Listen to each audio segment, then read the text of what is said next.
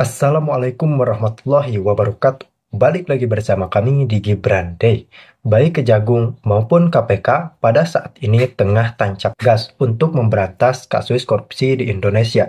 Sesuai dengan statement Pak Presiden Prabowo Subianto saat berpidato bahwa pemerintahannya akan menutup celah korupsi serta mengusut tuntas semua kasus korupsi yang ada di Indonesia.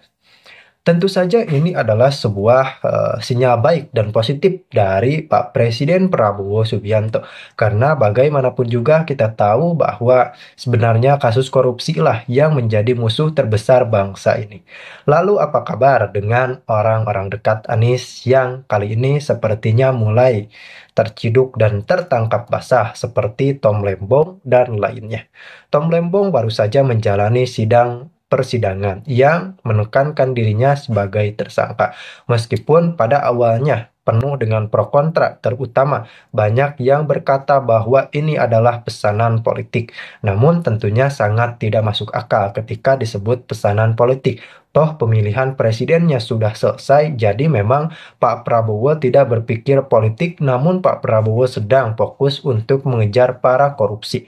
Lalu apa kabar dengan skandal Anies itu sendiri? Formula E, kelebihan bayar, lem ibon, helm proyek, dan lain-lain. Langsung kita simak ulasannya.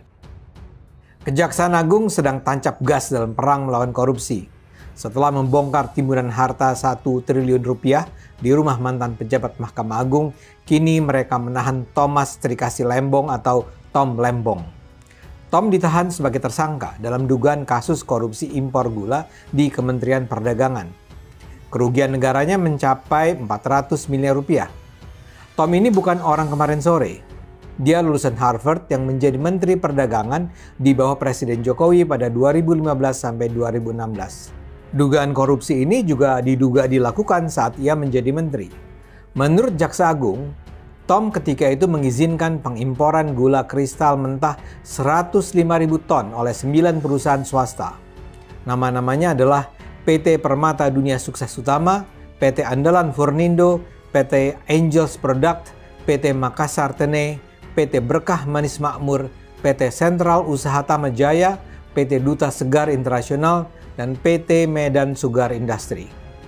Saat itu Indonesia memang sedang kekurangan pasokan gula, tapi ada sejumlah kesalahan Tom.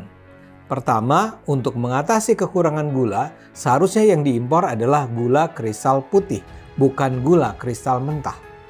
Kedua, seharusnya hanya BUMN yang diizinkan mengimpor gula untuk mengisi kekurangan di dalam negeri. Sementara Tom malah memberikan izin impor gula kristal mentah itu kepada swasta, bukan BUMN. Lucunya aturan bahwa hanya BUMN yang boleh mengimpor gula itu sebenarnya ditandatangani Tom sendiri.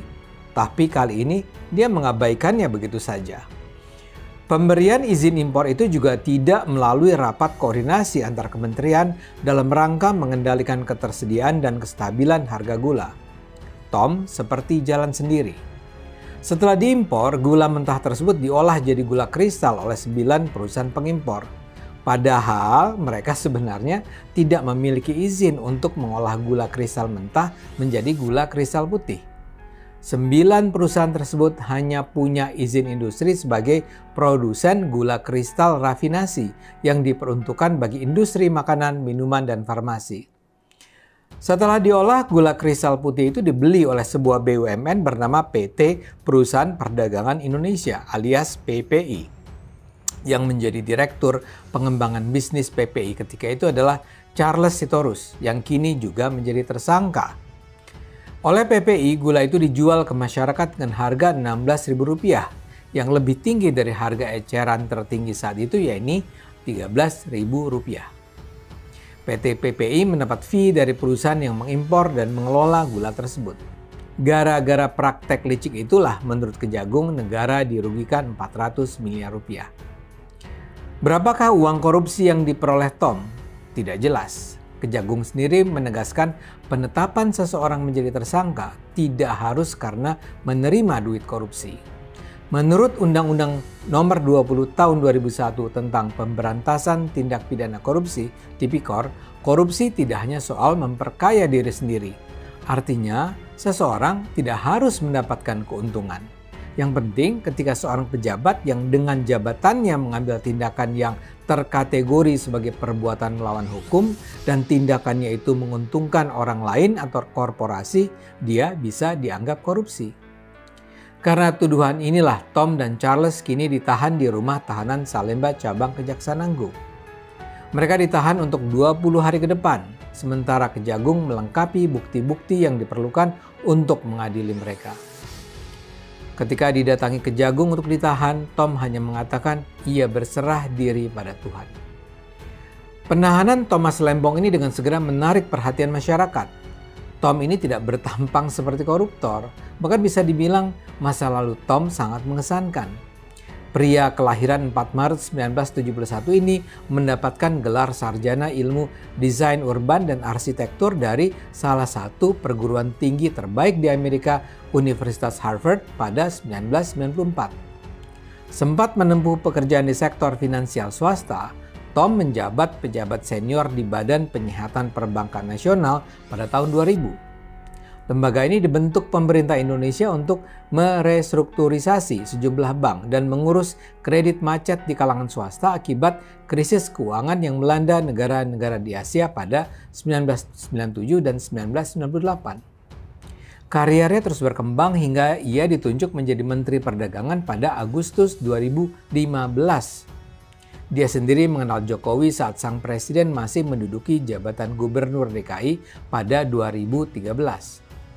Tom kala itu menjadi penasihat ekonomi sekaligus penulis pidato Jokowi yang berstatus Gubernur DKI. Karena posisinya itulah ia mengenal cukup dekat keluarga Jokowi.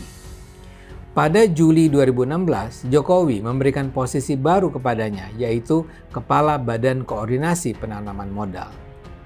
Tapi hubungan keduanya tak berlanjut saat Jokowi memulai kepresidenannya pada periode kedua.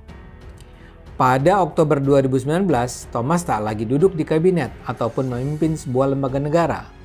Tom lalu beralih kapal. Pada 2021, Tom Lembong ditunjuk oleh Anies Baswedan yang ketika itu menjabat Gubernur DKI menjadi Ketua Dewan PT Jaya Ancol. Tom lalu menyokong Anies yang berkompetisi pada pemilihan presiden 2024. Dia berperan sebagai salah satu pucuk pimpinan di tim pemenangan Anies kala itu. Dalam pertarungan itu, Tom berposisi kritis terhadap Jokowi dan Gibran. Dalam sejumlah kesempatan berbicara, Tom mengatakan Jokowi telah berubah. Media juga menyiarkan bagaimana dalam perdebatan Cawapres, Gibran berulang kali menyebut nama Tom saat menanggapi Caimin sebagai Cawapres Anies. Pertama, Gibran menyindir Caimin mendapat contekan dari Tom. Kedua, Gibran menyatakan keheranannya bahwa Caimin tak paham akronim LFP, padahal Tom pasti sering berdiskusi dengan sang cawapres.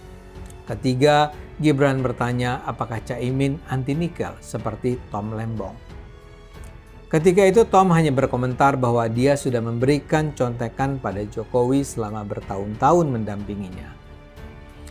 Karena konteks itulah banyak pihak menduga-duga bahwa Tom sekarang ditahan bukan semata-mata karena tuduhan korupsi. Tom dianggap sekedar dicari-cari kesalahannya. Salah satu pertanyaan yang sering dilontarkan adalah mengapa baru sekarang Tom diperiksa padahal kasus pengimporan gula ini terjadi pada 2015, artinya 9 tahun yang lalu. Di medsos tersebar data yang menunjukkan banyak menteri perdagangan sesudah Tom yang juga melakukan impor gula. Misalnya saja, Enggar Tiasto Lukita pengganti Tom mengimpor 15 juta ton. Lalu, Agus Suparmanto, Menteri Perdagangan pada 2019 sampai 2020 mengimpor 9,5 juta ton. Lantas, Muhammad Lutfi, Menteri Perdagangan 2020-2022 mengimpor 13 juta ton dan Zulkifli Hasan, Menteri Perdagangan 2022-2024 mengimpor 18 juta ton. Bagaimana dengan mereka? Tanya netizen. Buat saya, kalau ada indikasi serupa, seharusnya Kejaksaan Agung melakukan hal yang sama, menyelidiki para menteri itu. Tapi yang harus diingat, Tom dituduh korup bukan hanya karena mengimpor gula. Dia dianggap bersalah karena pertama-tama menugaskan 9 perusahaan swasta melakukan impor, sementara peraturan yang dia tanda tangani sendiri menyatakan yang boleh mengimpor hanyalah BUMN. Lebih jauh lagi, para perusahaan swasta itu kemudian mengolah gula mentah itu menjadi gula kristal dan kemudian menjual gula itu kepada PPI yang memperoleh keuntungan besar karena praktek tersebut. Jadi kita tak bisa dengan mudah mengatakan hanya Tom yang kena sasaran tembak sementara yang lain dibiarkan melenggang. Yang harus diselidiki adalah apakah Enggar Tiasto, Agus Suparmanto, Muhammad Lutfi, dan Zulkifli Hasan juga melakukan praktek impor tanpa BUMN. Untuk sementara kita berprasangka baik saja dulu. Karena apa yang dilakukan Kejaksaan Agung memburu para koruptor ini luar biasa penting. Kejaksaan Agung sendiri membantah bahwa mereka melakukan politisasi hukum. Menurut mereka, kasus Tom ini diusut sejak Oktober 2023. Penyidikan dalam perkara ini sudah berlangsung 1 tahun dengan jumlah saksi sekitar 90, kata Direktur Penyidikan Kejagung Abdul Qohar. Sebagai masyarakat, kita berharap saja pembongkaran kasus Tom Lembong ini bisa berjalan terus dan berjalan mulus. Korupsi adalah kejahatan luar biasa di Indonesia. Presiden Prabowo sendiri sudah berulang kali menegaskan pemerintahnya akan memerangi korupsi dengan segenap daya. Kita dukung Kejaksaan Agung, kita dukung pemerintahan Prabowo melanjutkan perang mereka. Seperti dikatakan Tom, kita serahkan pada Tuhan.